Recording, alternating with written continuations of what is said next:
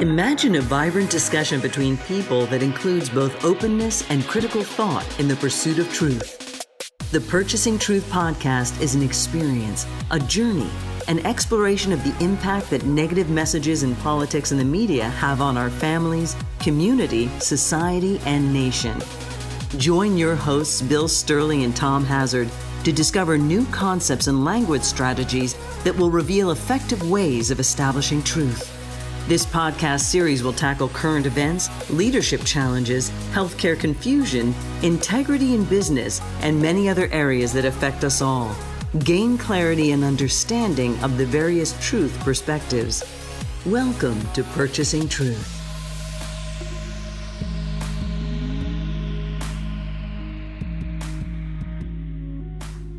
Hey, welcome back to Purchasing Truth, everybody. I'm Tom Hazard, along with your host, Bill Stierle. And Bill, I have whiplash. Do you? I bet you do. It's exasperating. Our need for stability is not being met. And stability is a casualty when you hear two very, very different messages. It's like, what is it? Is it this way or is it this way? And that's the problem, is truth gets pulled between this thing or this thing. And if we're going to claim truth back for us as a listener, or have a healthy discussion / argument with somebody that is staying with a very narrow narrative, boy, we got to do something about mixed messages. So there's been a few different mixed messages that have come up, Tom, over the last, couple of months. So it gives us a lot to talk about. What is the purpose of these different mixed messages? And well, I'm really interested. I'm very curious, I would say, to learn the purpose, because it appears like it was unintentional, although I have a feeling you're going to tell me that it was intentional.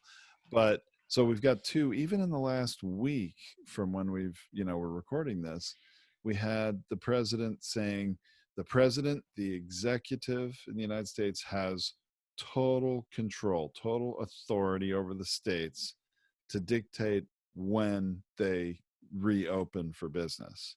Right. And there were a lot of people, the fact checkers, of course, questioned and said, well, I don't think the president has read his constitution, but, right. That's what he was saying. And then he came back very quickly within days to say, it's up to the states. So to me, it was like, whoa, he's trying to take control at first. And then all of a sudden he's trying to shirk any responsibility or accountability for what the consequences are of the states opening. It's up to the states. It's up to the governors, right? Right. So in the past, politicians, and even to this day, are judged and criticized on the flip-flop. You said it once, you said it this other way. Which one is it? Wait a minute. How can we trust that you still aren't the way you used to think about it, even though you're saying you think about it this way right now? In the past, a politician would have to fight through that, and it'd be really hard because you voted this way and now you're saying something different. What they were literally doing is questioning the integrity or the stability of that person. That's exactly the word that came to my mind, was integrity. Right. Is this person really integritous, or are they just going to bend in the wind? Whenever something, that's the whiplash now. Tom, for all of you people who are listening on the audio, Tom was just swinging back and forth, from one side of the screen to the other side. I was leaning whichever way the wind blows. You were. So when done well, when done with integrity, there's actually nothing wrong with a flip-flop. And when done with integrity, it's my view set was this, and it And now my view set has evolved to that. Originally, I was trying to meet the need for stability to where the country, the voter was doing, but what's in the best interest of the country is this. By the way, this is one of the biggest problems in our healthcare discussion, which is here's the stability of our 1/6 of our economy being done this way. And here's the well-being of every American that takes a breath on this soil. This is what health looks like. And here's how we can do it in more of a cost-effective way. Now, which party would you say is the party that stands for cost effectiveness? Tom, they Cost are effectiveness? they would, as politicians, they would say fiscal budgets, no overspending. Yeah, it would Don't be do the this. Republicans would be Great. there. So that is a narrative of theirs in the past. Well, then, if you apply that narrative to healthcare, they are not congruent because we're spending more money than we're getting in value. It is not an efficient system. It's not cost effective. It's really actually very expensive. Yeah, because it's a for-profit system. For the Right. most part. But notice they're not in alignment with the integrity of fiscal responsibility, efficiency, and effectiveness inside a business sector. They and the people that are funding that are not interested. Whereas Republican becomes protection for the status quo for wealthy Americans, for the belief structure that they're going to get votes for. We're the person, not those other people, because those other people are doing things we don't understand called collaboration and cooperation. We don't understand collaboration and cooperation because it gets messy, because it's not comfortable. Tom, you might notice this, it's not comfortable to be in a discussion and have to work out a mutual decision because you might not get your choices. Can you imagine that? People don't like things their way. So the flip-flop, so what we're experiencing is the unhealthy flip-flop. The unhealthy flip-flop is I am going to listen to this point of view and say that, and I'm going to listen to this viewpoint and say that. I am going to respond this.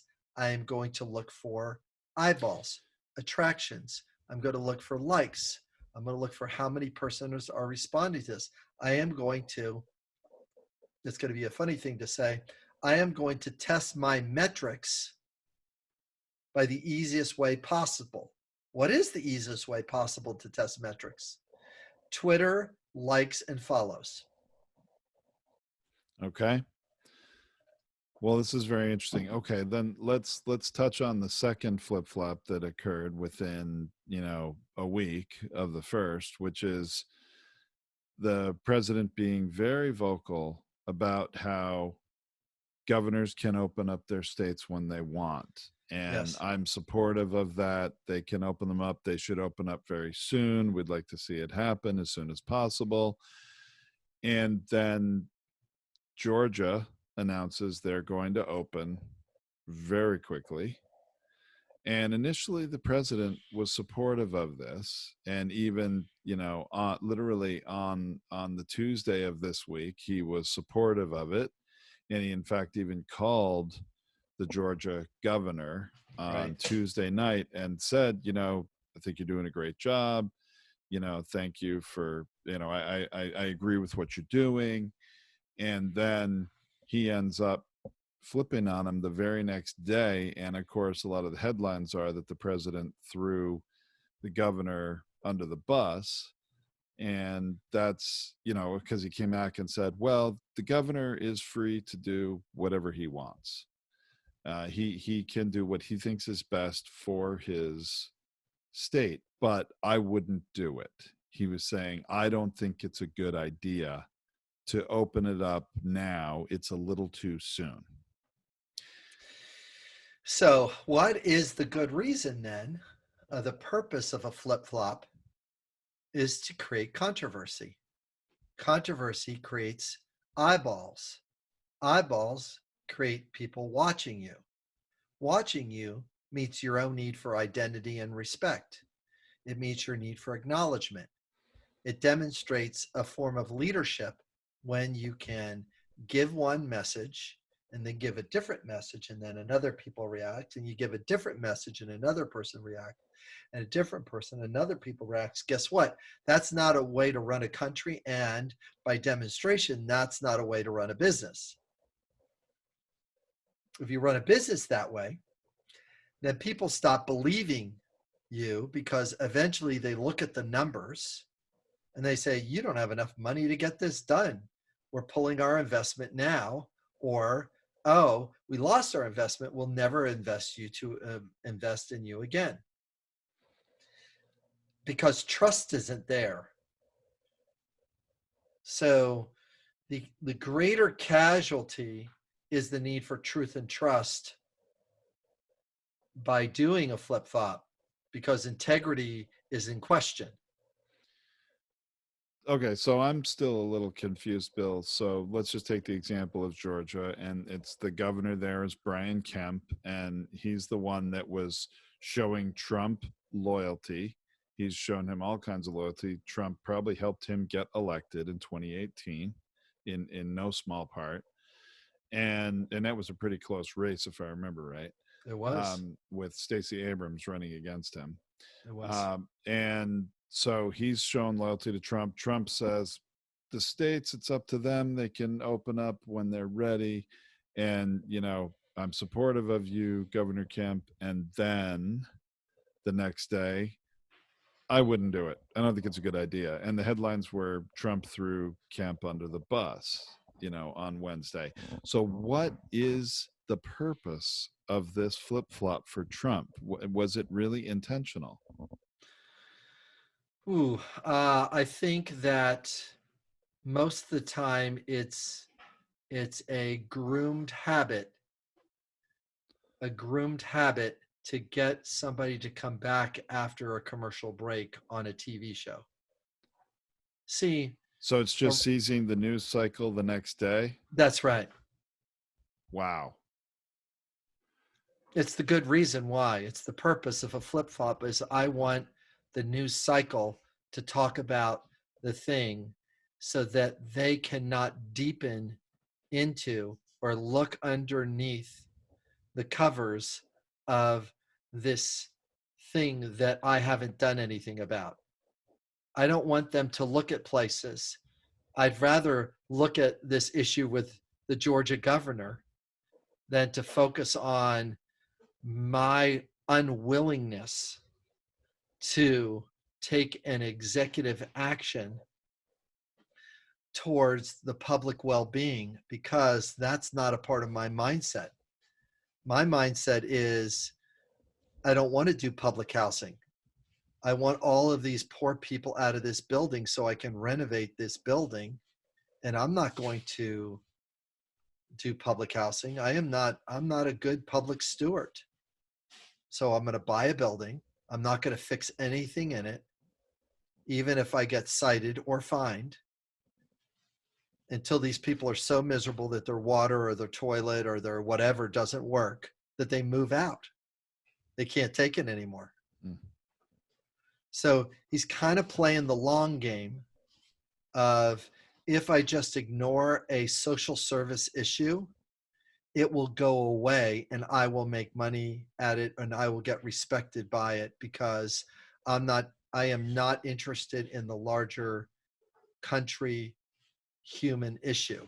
I am interested in how much can you pay me, and it better be at the highest price possible. That's the mindset and the habitual focus. In order to do that, I've got to continue to stay in the place of distraction. Now, again, is it intentional? You and I can debate the mental status of whether or not he is doing it intentionally or not intentionally. I tend to go and say most of the time people are acting out of their habit brain, not out of their conscious brain. Well, that makes the most sense to me right there, He Bill. is a creature of habit too. If somebody says hashtag fire Fauci, he retweets that and says, and you say, why did you just retweet that? Well, did you see the number of reactions it got? To stir the pot is why I did it. Now, that's problematic to run a government with somebody trying to stir the pot when government is about creating a safe infrastructure for capitalism to run off of, not for capitalism. Capitalism can't run social service programs And the government is really successfully. there for stability and Right, for safety and right, certainly certainty. There have been, well, I think there's a lot of uncertainty lately more than usual, but there have right. been things the government could always be counted on to do. And for instance, when there is a natural disaster, when there's a hurricane in a state or multiple Right. states, the federal government comes in to support the people. And it Yeah. doesn't matter if the state has a red governor or a blue governor. But to see what's Yeah. been happening lately, where the president is like, liberate Michigan, liberate Minnesota, liberate Yeah. Virginia, now he's creating this, he's really, it's not about we're all in this together No. and this No. hurricane's No. hit all of America equally. No, he's creating classes of Americans based on the governor of their state. And and also in his mindset has a kind of a tragic limited narrative. It's sort of like it's sort of like, and I think I've made this analogy last time. This is a nationwide Katrina, is what this is. And I've Yes. made that statement before. This is a national Katrina with all the trauma patterns that go with it, with all the anxious, worried, nervous, scared. The biggest problem is psychological. Yes, there's deaths. Yes, these situations are happening the way they're happening.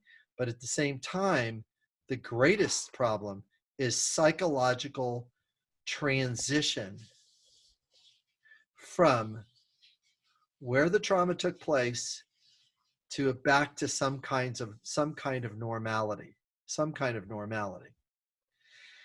During the economic crash through the real estate bubble, that was 2.5 years. Most people were psychologically trying to and financially trying to dig out of it. Yeah.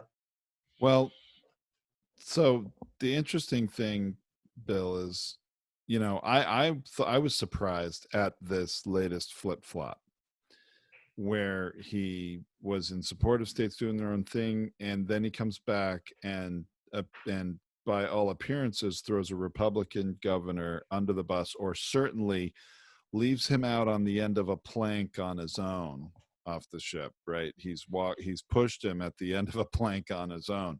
I was kind of surprised at that on the one hand, because I thought it was out of character for Uh, him on the okay. one So hand. I'm going to be the governor and you be Trump and watch how easy this is. Okay. Okay.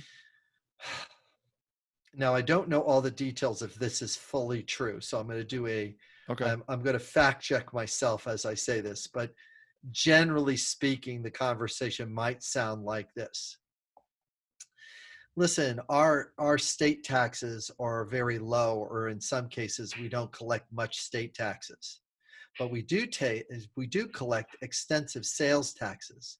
And in order for our economy in Georgia to get back going, we need to get people back to work, because we're not taking the level of property taxes that they are in California. We're not doing the taxes, all of these different things moving forward in the future. So I got to get my state back to work. Trump then says, I Trump, hear. well, yeah. So at first, well, I don't know if you're going for at first or after that, but Trump at first says, yeah, you governors, you can run your own state. But then he comes back and says, I don't think it's a good idea. And he was working very hard. He says, I respect him for doing what he feels is best for his state, and he can do what he feels is best for his state.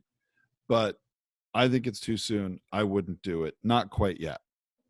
Okay, so here's how it could have went better for Trump. Here's how it could have went better for the governor. Okay. I'll play both parts. Okay. Who would you like me to do first? Do Trump.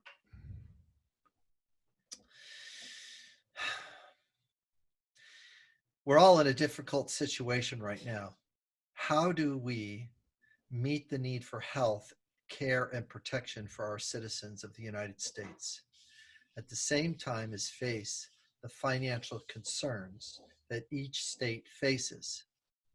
Those governors are put between a rock and a hard place because some of them have taxes that are based on sales tax. Some of them do not. So each governor has its own set of problems with their financial issues. Now, in order to meet the Wow. need for health, see, Trump doesn't have this narrative at No, all. he doesn't. But wow, if he did that, would that land very, very well? And it actually makes some sense that not all states are in the same boat. There's a reason why they might approach things a little differently. Yeah, and so the governor of Georgia is in a very difficult situation because he's got to meet the need for financial stability for his state. At the same time, he is more in need to get his economy going at this time. And I could see the predicament that he's in. And I kind of lean towards states' rights rather than the government swooping in and doing things. Now, what he's not doing there is doing the scary honesty. We're all in this together. I'm sending extra money to Georgia in order to get them through it so the state doesn't have to open. Now he turns into the savior that gets the recognition and acknowledgement. But does he have those skills? No way. And in fact, No he way. doesn't have the empathy or compassion at all. But the one thing that I didn't say as the governor was continuing to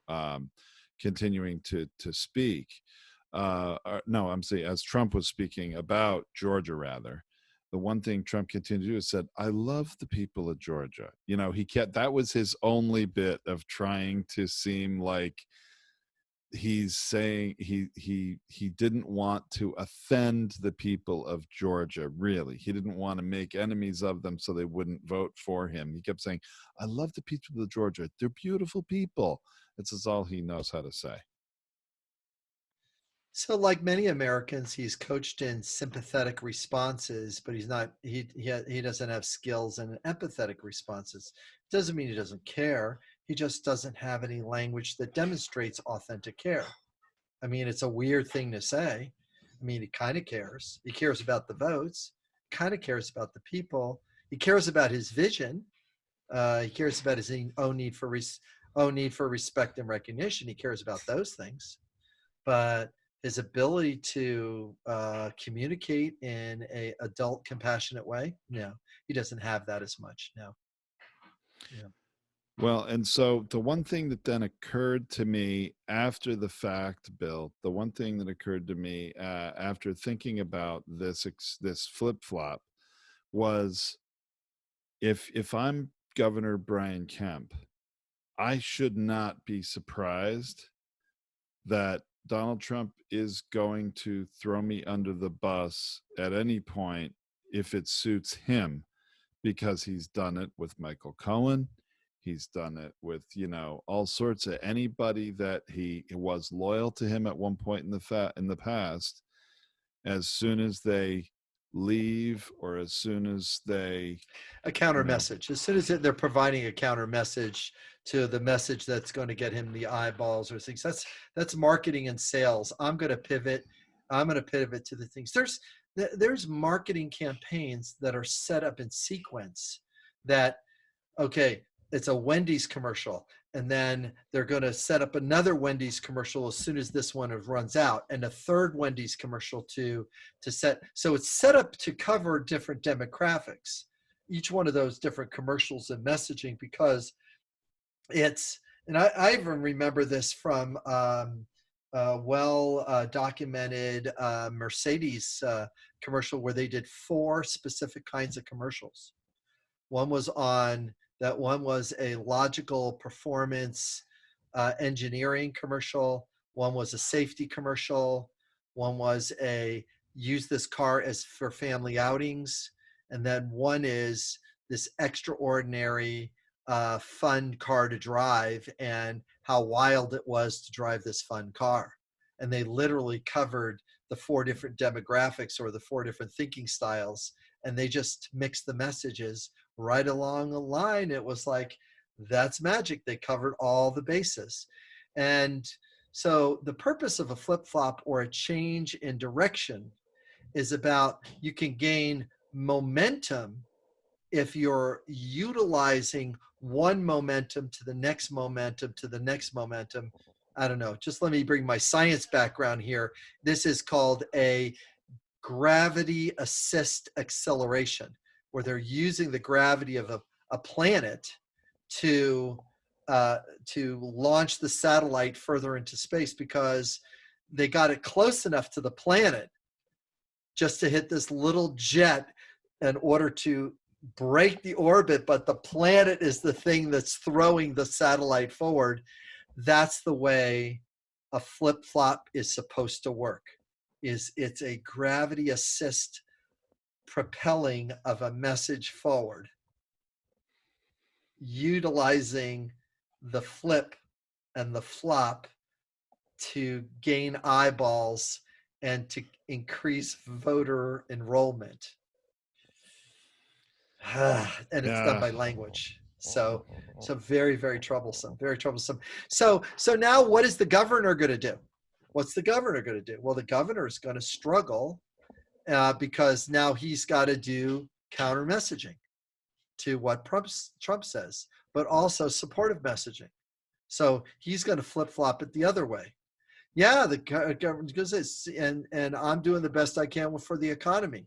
3 days later, the governor will say, yeah, we're not going to open up these other places because those aren't as safe, but we will open this one thing. And out of the 5 things he's recommending, the one thing is the population that wasn't going to vote for him anyways. And they'll open that one because no big deal. They're going to sort of like me, but the other group is going to see, our governor is opening the thing back up. It's like, it's a gravity assist pivot or thrust of the message forward to say, yes, I'm doing something in a difficult time. And meanwhile, it is, best way I can say this, there's a caffeine or nicotine withdrawal that takes place once it's done, and you've been so addicted to this that you can't take it anymore. So the Trump messaging addiction, is there's a cold turkey response that is coming up in November. This is cold turkey. It's like, we are tired of our dopamine going up and down, our cortisol and adrenaline going up and down. We just need the nice guy. We'll take anything other than being on this roller coaster that feels like we want to throw up. That's the thing. The roller coaster, people are, and I said whiplash early on. It's similar, that people are going to get sick of that roller coaster. And really, Governor Brian Kemp of Georgia is in a very strange, very difficult position right now, because he has been citing his reasons for all the actions he's taken thus far based on what the administration said, what the president had said, what the president recommends, what the task force has recommended. And now he's an outlier. He's unintentionally diverged from what they're recommending right now, and he's sort of got himself out there on a plank. Okay, so let me be him now. Here's how he can message this forward. Okay. I'd like to announce to everybody that I really appreciate the president's comments, because he has pushed a authority and decision making in my direction, even though the president is still advocating for the need for health and well-being for the people in our state, which I'm interested in too. And I am also interested in making sure that we Republicans, watch this thing, that we Republicans are very fiscally responsible with the money that we bring in this tax, because we don't want to slow our economy down, because we depend upon the working money to run our organization, to provide all the things that we do in government here. And so I'm going to pull back a little bit to meet the president's concern regarding health. And I decree that we're only going to open up these three things at this time and see how it goes. In other words, I'm going to flip-flop, but acknowledge. Now, I'm acknowledged. Now, healthy adult human beings, what they do is they're straight up and honest about it, which is, well, financially, we can't afford this thing right now, but let's go ahead and see what this is going to look like in 30 days or 60 days. I do this with my kids all the time. Dad, can you buy me this thing? You know, that's interesting. I'm interested in getting you the thing that you requested. Here are some of my thoughts about this. And at this time, this moment, it's not a strong thing for us. But I'm feeling good about if we can get this work done, if this new check comes in, if this contract works out. I'm feeling some general sense that I can get to the thing that you're looking for. Am I lying to them? No, I'm being straightforward and going like, this is where I am. This is what I'm willing to do. And yes is not always the answer. Well, dare I say, we're going to find out how good a politician Brian Kemp is through this trial by fire, aren't we? Yeah. He's got a whole set of problems. He's got just a few skeletons in his closet around his messaging and his actions that I'm sure that we're going to be able to see over the next 2 weeks. Are going to be a tough run for him. Anyways, so this is a good one, Tom, and this is the purpose of a flip-flop. This is the dopamine, cortisol, adrenaline rise and fall, the detoxification or the detox experience from this constant, come back after the commercial break to watch what's going to happen, who's going to get the rose on The Bachelor, who's going to get fired on The Apprentice. It's so valuable, valuable. It's such a valuable discussion. Well, so suddenly the flip-flop makes a lot more sense to me now. Thanks, Bill. All right, more to come, Tom. Thanks, everybody.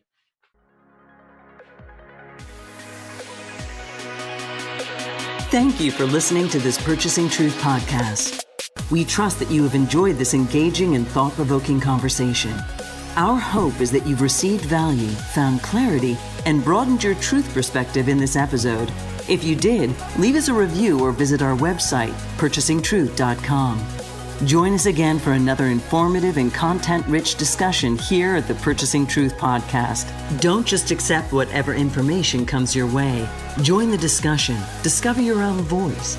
Purchase your own truth.